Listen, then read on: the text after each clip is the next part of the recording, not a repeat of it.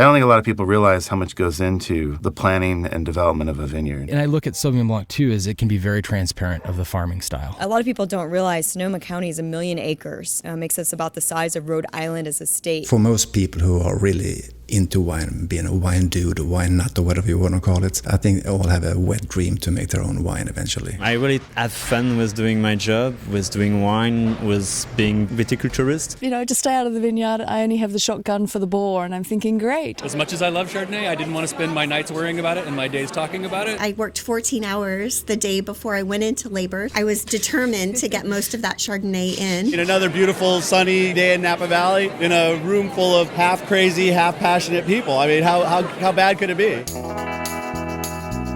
We say, so drink the wine. That's kind of our motto here at Life Between the Vines. One of the cool things about wine, besides drinking it, is the people you drink it with. And the stories you hear and tell with wine all come together to make every bottle unique. Discovering and tasting wine shouldn't be a homework assignment. And we believe that the people who are closest to wine have the best stories. So open a bottle. And welcome to podcast number 203. This week we feature Russ Weis, president of Silverado Vineyards in the Stag's Leap district of Napa Valley.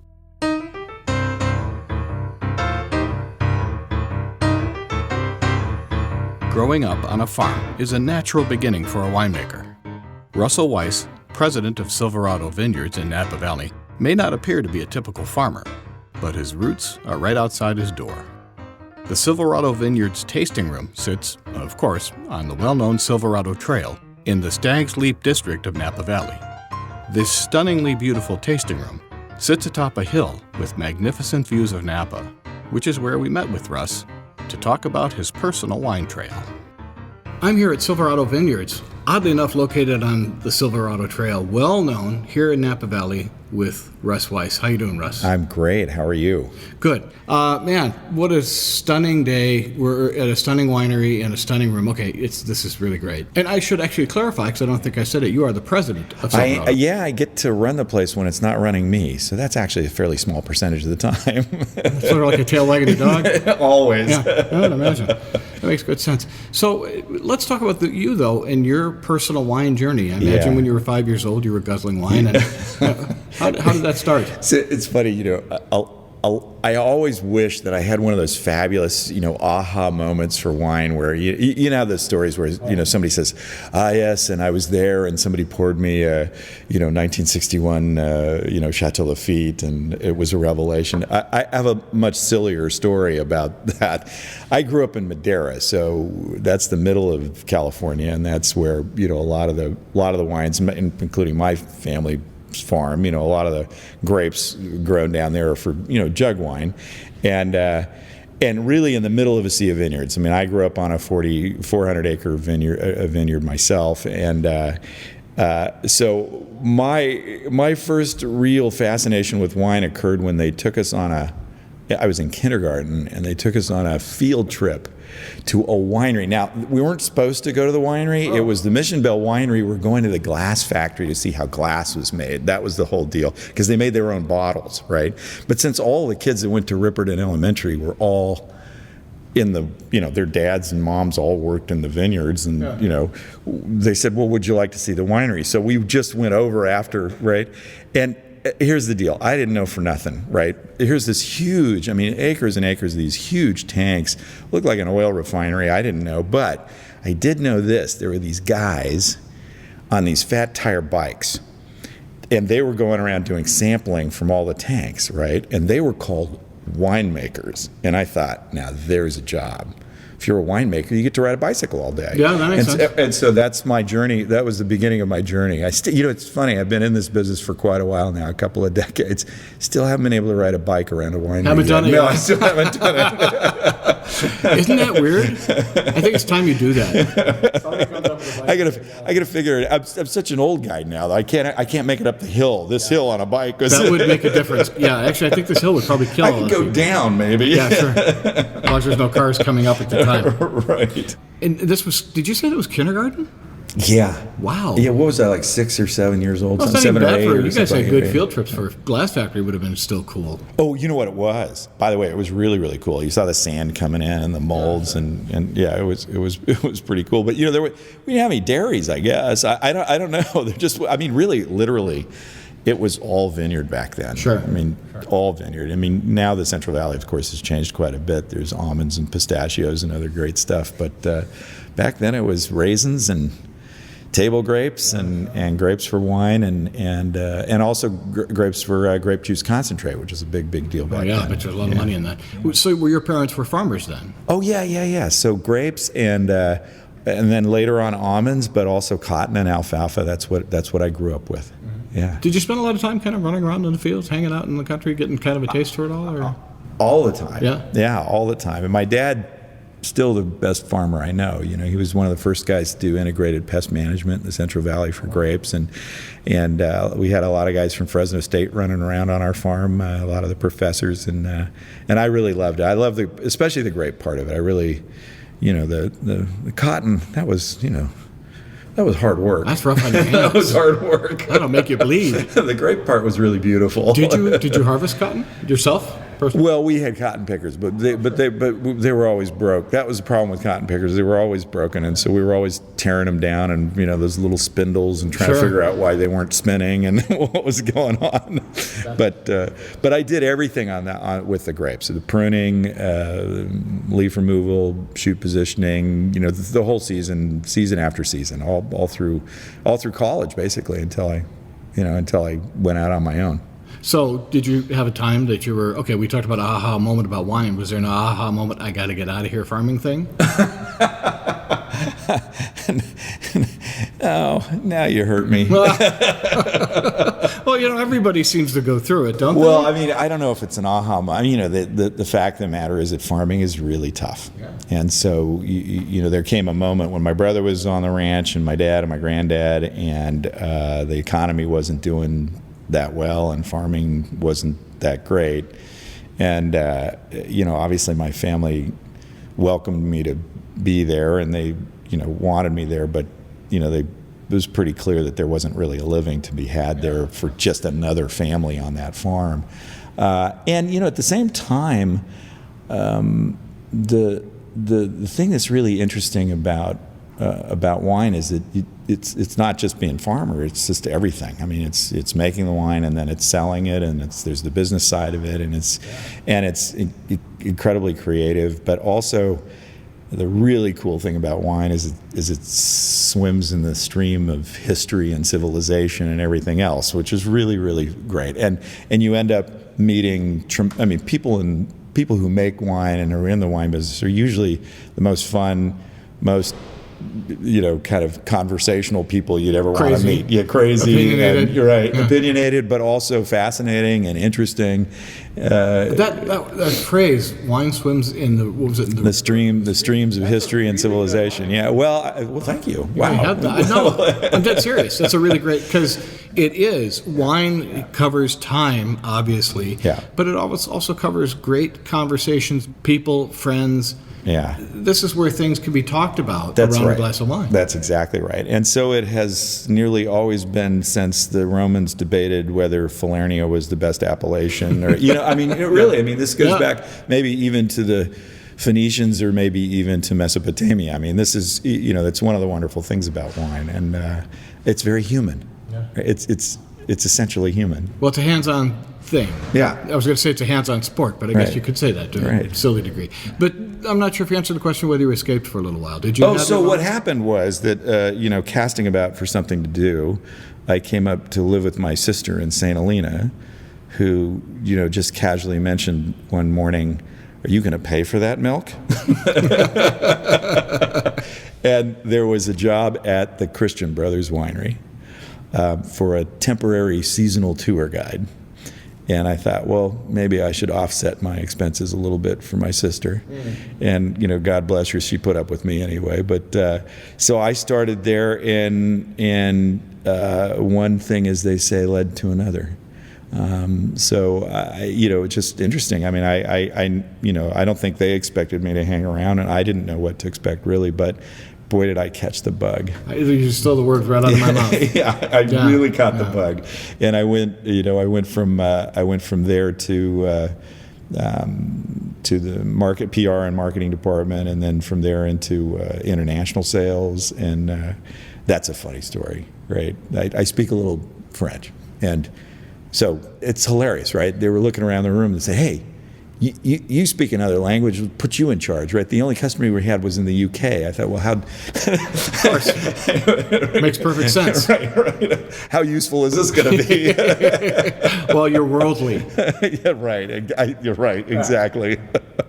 It's almost like a reputation thing, regardless of what it really means. Yeah. It's the aura of the reputation. Yeah. He can speak French, therefore he is worldly. Right, exactly. By definition, right? Yeah. Did you ever spend time in the cellar at all, though? Was it something you did, other than maybe what you might have? No, that's interesting. I never did until much later on when it was my own cellar.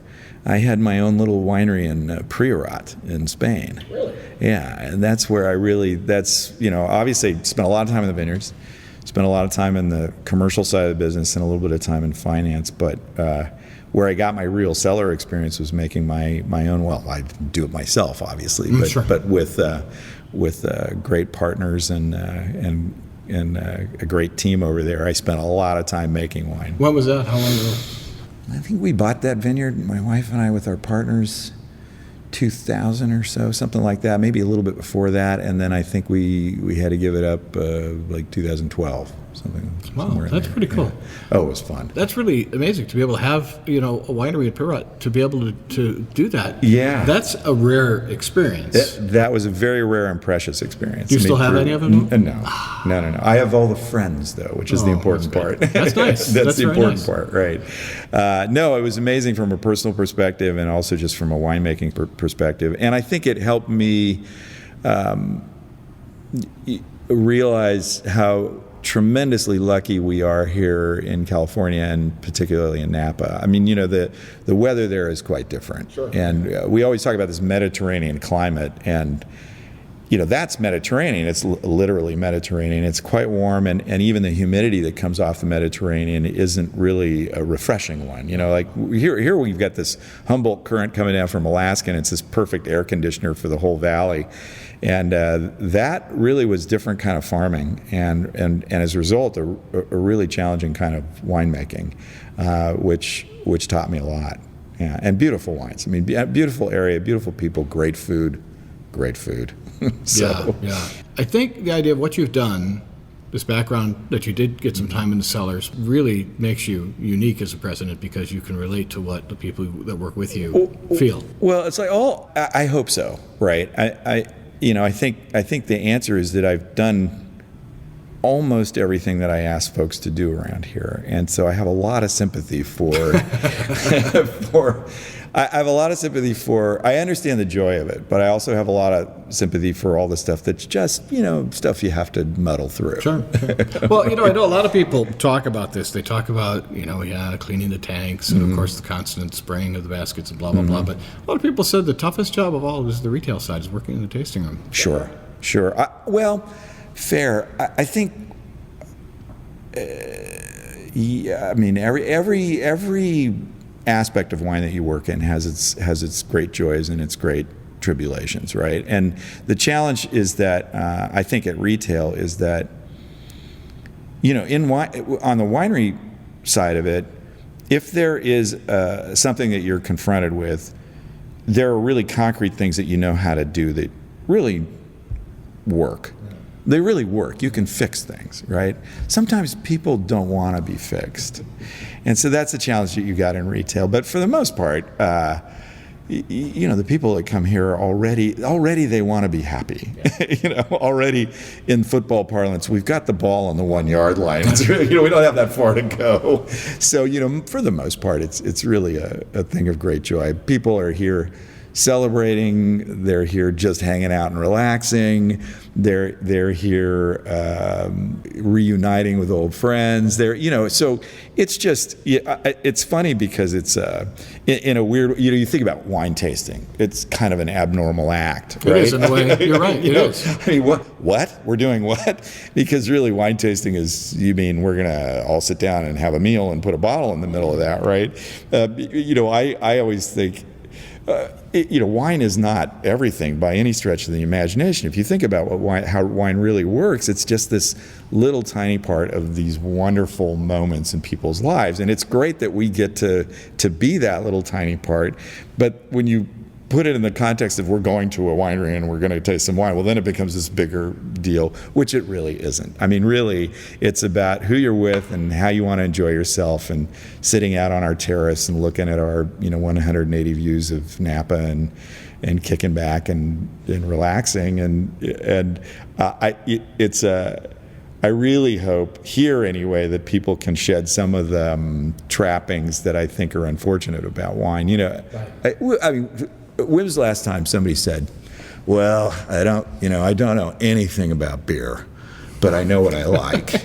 That's a good point. Right, but people think they can say that about wine, and I think it's kind of sad, right? I mean, listen, it's supposed to be delicious, so you know what's delicious to you. So while you're pouring, we got that lovely sound, one of my favorite sounds, actually, hearing that coming out of the bottle. Before we talk about the wine specifically, how did you come to be president here at Silverado? Massively good fortune. The prior and founding president was retiring, and a friend of mine knew quite well the owners and introduced us.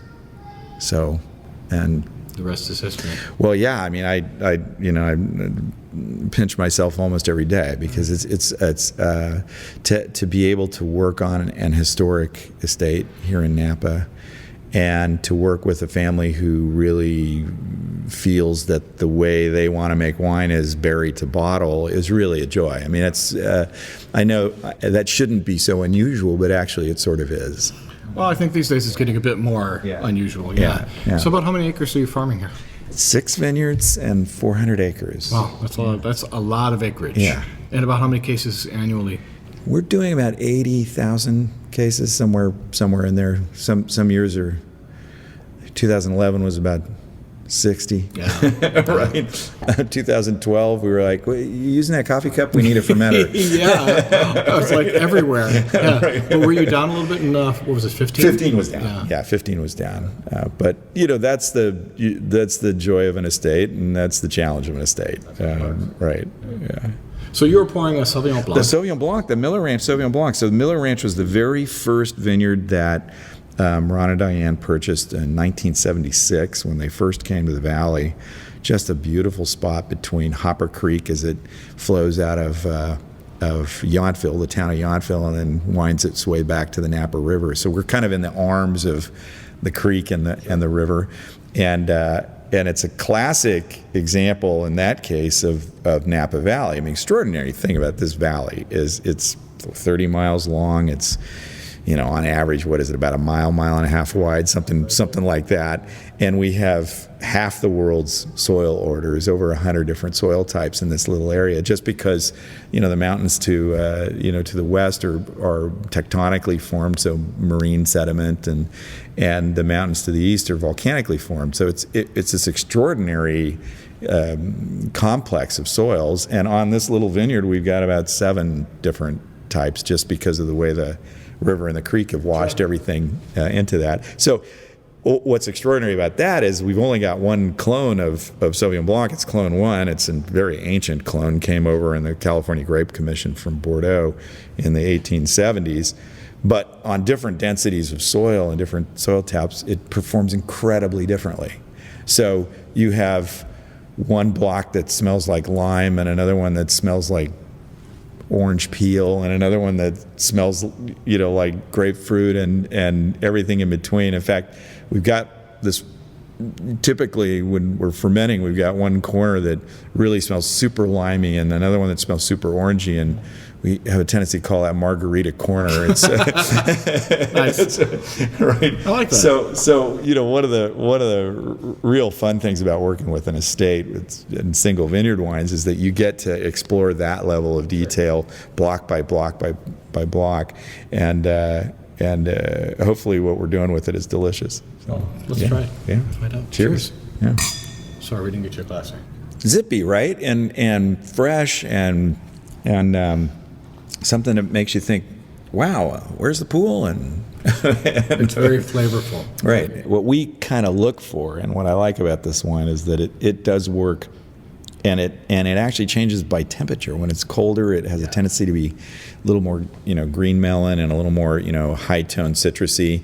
And then as it opens up, it really broadens into these, ruby grapefruit and maybe even Tangelo quality. And it's one of those where you can, it'll take you through through an hour of at least the first hour of the evening. Well, that's the best part about it, because then you stop and you go, wow, This is completely different than what it was a little while ago. Right. Now, Miller Ranch, as I read it, we don't see a lot of vineyard designate Sauvignon Blancs. No, that's rare. Yeah, but we love the spot, and we think it ought to be dedicated to Sauvignon Blanc, which it is. We've got a little tiny bit of Semillon, which helps. That's that grape helps us round out, some of the textures a little bit more. It's kind of a classic combo, Semillon and Sauvignon Blanc. But for the most part, 97% of it is Sauvignon Blanc. Very nice. These different soil types. About how many cases of this you're doing? This is a biggie for us. I mean, for the white wines, most people know us for Cabernet, but for our white wines, this is the largest thing we do. We do about 18,000 cases of this. Well, that's a lot for one vineyard. It's a lot. Yeah. Well, again, like 2011, we did 6,000 cases. And by the way, that's really tricky. Sauvignon Blanc is a fickle friend. Yes. I mean, when the weather is great, it overproduces. I mean, you've got to kind of settle it down, right? And when you have challenging years, you get practically nothing. So there's a lot of ups and downs with Sauvignon Blanc. But this is the cool part about hearing you talk. Because of your background in agriculture, I mean, you can walk the talk, and that carries a lot of weight with it. As a president, I'm not so sure every winery president could do that. Oh, I don't know. There's a lot of talented. I know a lot of talented women and men in this game. I'm not trying to point any bad fingers. I'm just making the point that that's really got to make you feel pretty good about this background in agriculture, because you have roots. Well, I mean, personally, it's incredibly gratifying to be able to spend my life kind of doing what I really, really enjoyed when I was growing up, but also to be able to put it all together, start to finish. Yeah. I don't know if you want to go to the next Sure. one. Mm-hmm. We are in all the states, and we are in 35 countries around the world, especially with the Sauvignon Blanc and the Estate Cabernet. I've seen your wine. Yeah. So this is the Estate Cabernet, and that's from two vineyards. Obviously, the Silverado Vineyard, which is incredibly well known, was even before the Miller family purchased it in 1978, and that's the vineyard that we're sitting on top of here, with the winery is on top of. That's classic Stag's Leap fruit, high-tone stone fruit, plum and cherries, and that beautiful, the beautiful, really kind of red fruit spectrum that Cabernet has. But then our little secret, spice cabinet is actually down in Coombsville, which is our baby appellation down here in Napa, and it's the Mount George Vineyard. It's the oldest site for vinifera in the youngest appellation. So that Mount George Vineyard was originally called the Whiskey Ranch when a fellow named William Woodward owned it. But shortly thereafter, so that would have been in the early 1860s, shortly thereafter in the late 1870s, mid to late 1870s, a fellow named Henry Hagen purchased it, and it became the quite famous Cedar Knolls wine house, which took the world by storm in Paris in the 1889 exposition. That would have been a little while ago. Yeah, right. Yeah. So it's quite storied, this site, and we're very, very privileged to have it. And it really literally is back to that spice box, or spice rack metaphor. It's where the Malbec is, and the Cab Franc, and the Petit Verdot, and the Merlot, and there's some really, really beautiful Cabernet up on those 17-degree slopes up higher. So really, it's the blend of that earthy, deep purple and crushed blueberry fruit that you get from Mount George, with this higher toned, very elegant and ethereal stone fruit that you get from Stag's Leap. So that's the combo that's in our estate Cabernet every year. Well, the reason I laughed when you said Coombsville, it's just been the talk for a long period of time. We were here for auction, for the barrel auction, and I was blown away by how many winemakers were putting Coombsville fruit in their barrel lot. Yeah. And again, it's this, like you say, new AVA that's anything but new. Right. I think the reason people don't. This is where a little knowledge will go a long way, right? So first of all, let's just be clear that grape growing for wine doesn't require a lot of water. So Coombsville doesn't have any water, lucky thing. So you could put your vines up on steep, rocky slopes, and those taproots will go down 20, 30 feet and find what they need, right? But a winery requires quite a lot of water, right? So there aren't a lot of wineries in Coombsville, even though there are a lot of great and really great vineyards. So as a result, people aren't. If there's no wineries, kind of you don't really go there usually, and so it's been sort of a kind of the best kept secret in the Napa Valley for quite some time, until 2012 when TTB approved the appellation, and then it sort of got on the map, literally, I suppose. But I was lucky to stumble on a couple of winemakers some years ago myself, and I fell in love with a couple of these wines, thinking, my gosh, this is a big deal. This could be much bigger. This is actually before the AVA got named, and I had heard that there were some of the people I talked to who were fighting for that, literally fighting for the AVA, and it's cool to see that now, because guess what? Napa Valley's been here for a long, long time, but there's still things to be discovered. That's exactly right, and some beautiful wines. I mean, our neighbors just to our south are Paul Maz and of course the Ferrella family, who's been in the valley forever and ever, and we owe a huge gratitude to them for really spearheading the appellation effort. So there's some really beautiful winemaking going on down there. This is a wonderful wine. This is very, very nice. Oh, good. I'm glad you like it. I'm liking it a lot. A lot of body, a lot of taste, a lot of flavor. It's interesting, that a lot of people ask me what's Silverado's, signature wine, and they're expecting me to say Solo, which is, of course, the single vineyard wine that we make here from our very own Silverado clone. And that's a fantastic wine. But when I think about our signature, I really think about this wine, because it's the one that you're most likely to have. I mean, Solo's made in teeny tiny quantities, and we make about 25,000 cases of the What is that Cabernet. so far? Just under $50, and we've got to make it super excellent, because it's not just for an aficionado. We know that if you have this big event in your life and you want to spring out for a bit, this has to be really, really, really good. So we put all of our focus and energy into this, and also, frankly, for John Emmerich, our winemaker, and for me, and for Elena Franceschi, our associate winemaker. The single vineyard wines are what they are. We can pretend that we're winemaking, but really the vineyard is winemaking. But with the estate, we get to blend. We get to say a little dab of Malbec maybe would do great this year. We get, it's more of a winemaking. You get to make those decisions. It's the fun. Yeah, you get to make those fun decisions a little bit more. Well, again, that's what goes on behind the curtain. That's why we like to talk about this. And that's where it's sort of, when you really kind of boil everything down to what we, people ask us, well, what do you really do? That's one of those things. It's a little bit almost embarrassing to say that what we do, especially with the estate cab, is sit around and talk about what's delicious. That's what we're doing for a living. Talk about what's delicious. It has to be done, Russ. Yes. If it's not done, somebody has to do it. I was trying to go the sideways route on that. Right, yeah, right. So tell me about Solo. I'm guessing it's only one thing. Yeah. Yeah, right. So Solo is only this vineyard, the Silverado Vineyard. It's only Cabernet. It's not a blend of varietals, but it's only, more importantly, one kind of Cabernet, the Silverado Vineyard Cabernet. It's amazing to think about Stag's Leap District recovering from Prohibition and the war, where there was commodity pricing, and so nobody really wanted to be in the grape business up here in Napa.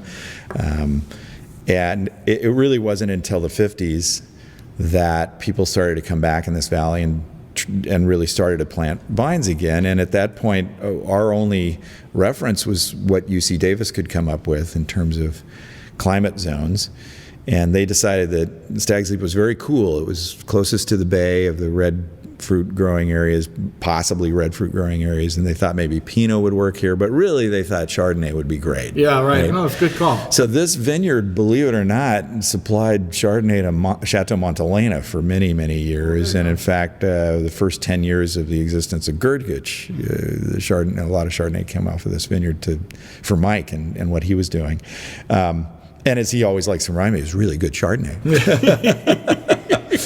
But along comes Robert Mondavi, and in the early '60s, running around the valley telling people we gotta do. I wish I could do my little Bob accent. I worked for him for 15 years. I was very, very lucky to work for Robert Mondavi, and Mike and Tim.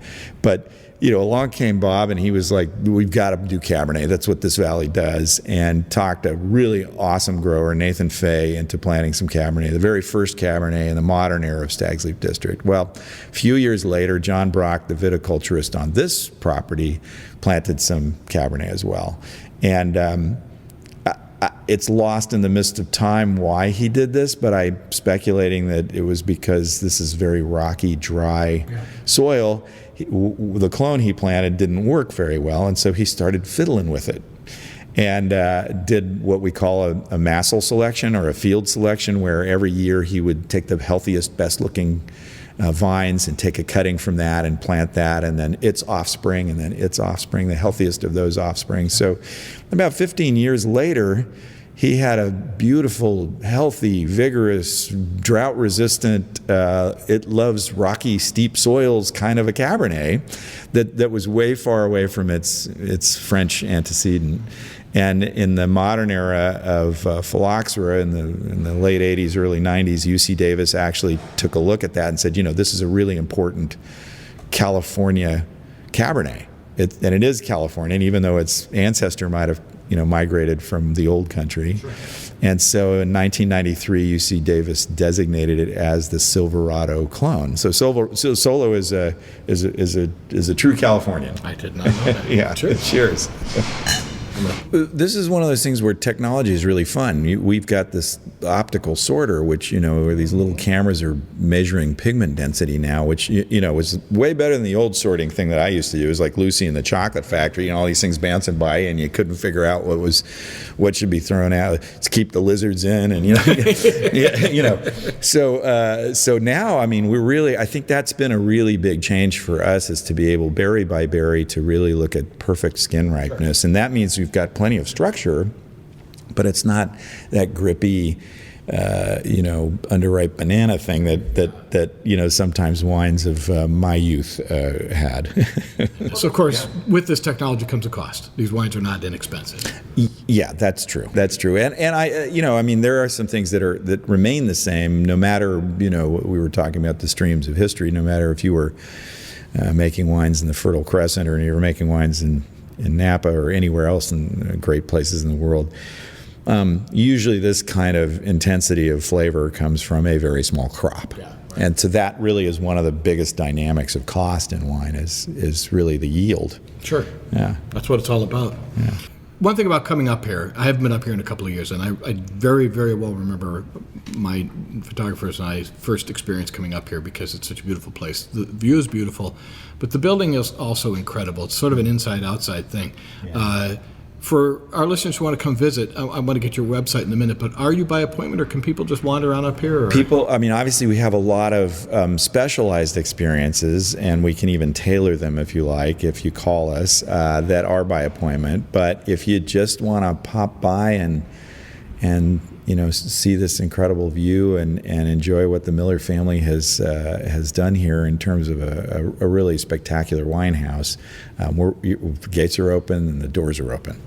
Well, and just for our listeners, they'll see photographs of the room we're in. Looks like a small-sized ballroom. This giant wood floor, these beautiful chandeliers. This is a place worth visiting, especially just the wood thing going on here. Yeah. It's very much Napa Valley. You got a door down the hall you can peek in and see the barrels. Very classy, beautiful space.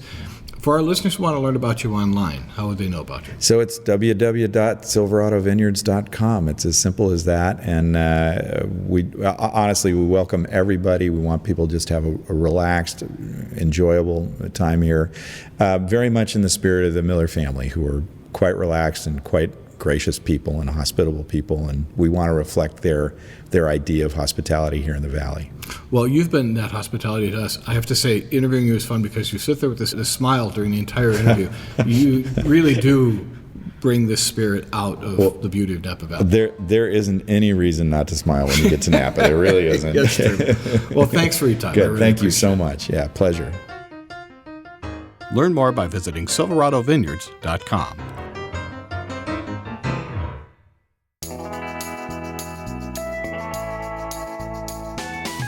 Thanks for listening, and remember to like us on Facebook. Also, check out our YouTube channel. Life Between the Vines is produced at Fifth Floor Recording Company in Milwaukee, Wisconsin. Produced and edited by Ray Pfister. Theme song and original music written and recorded by Tim Dondarevo. Our host is Kay Paskoff. Web design by Jenny Holland. Our graphics and website specialist is Lawton Hall. Our web geek is Dan Gieshin. Photos by Jeanette Hernyak. Copyright 2016.